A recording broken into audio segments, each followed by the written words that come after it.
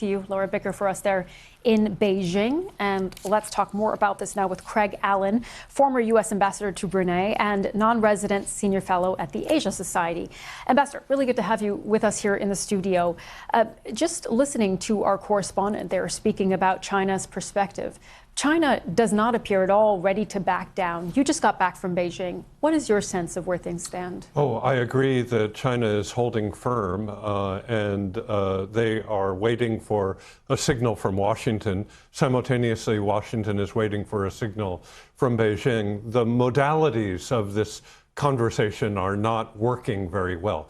Communications are very poor, and therefore we have not been able to move forward. And indeed, all indicators are that things have been getting worse relatively quickly. What are the indicators there that things are getting worse? Is it the kind of rising cumulative tariff that we're seeing on China? There are rising cumulative tariffs going both ways, but in addition, the Chinese have signaled that they will be tightening up their export controls over rare earths and other important commodities associated with particularly the United States. But this will have a global effect as well, as more and more commodities come under Chinese export controls. In addition, they're using antitrust violations or allegations of antitrust and Anti-Unfair Competition Act to investigate American companies doing business in China.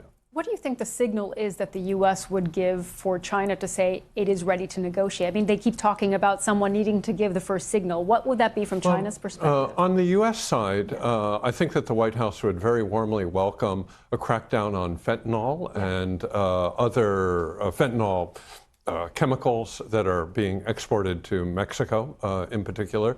And a dramatic step along those lines would be very, very welcome. I think on the White House side that they're waiting for an indicator from the president, but I agree that the Chinese are not willing at this stage to bring President Xi out in a direct conversation with President Trump.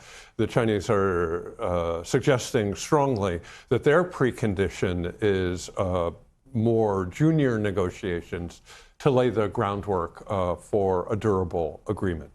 You mentioned that this would be disruptive to the global trading system because of some of the export controls that China is exercising now.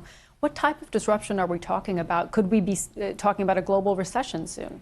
Well, on the U.S. side, there will be severe impacts both of the Chinese tariffs on U.S. products, but probably more importantly, the American tariffs on Chinese imports.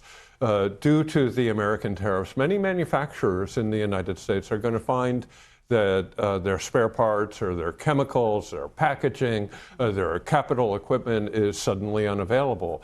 And I suspect that in hospitals around the United States that the cost of consumables will be rising.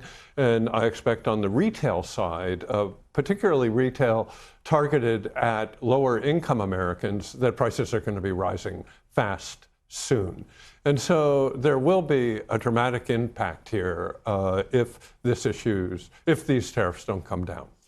Let's look at the picture if they do come down. What could negotiations look like between the Trump administration and China at this point? What would a negotiation look like on some products, for example? Well, we have to remember the status quo ante, just going back 2 months, was about 20% tariffs on going both ways across the Pacific.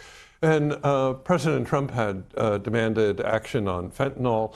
If we had action on fentanyl, going back to status quo ante would be much preferable to where we are now. We're not in a place to negotiate that at the present time, but hopefully in the near future. But do you think there could be, for example, exemptions and negotiations for certain rare earth minerals from China? What could some of those soft spots be in the talks? Well, I think that there are many areas where compromises could be made, and both sides could easily lighten up. These are regulatory issues, not legal issues that will require the courts. And so on export controls out of both countries, certainly there is room for action. On tariffs, just going back to status quo ante would calm the markets enormously. I think a little bit of civility and discussions going both ways in a constructive, pragmatic, and a respectful manner would be helpful. And that is not too much to ask. Okay, Ambassador Craig Allen, very interesting discussion. Thank you so much for joining us here in our studio. My great pleasure.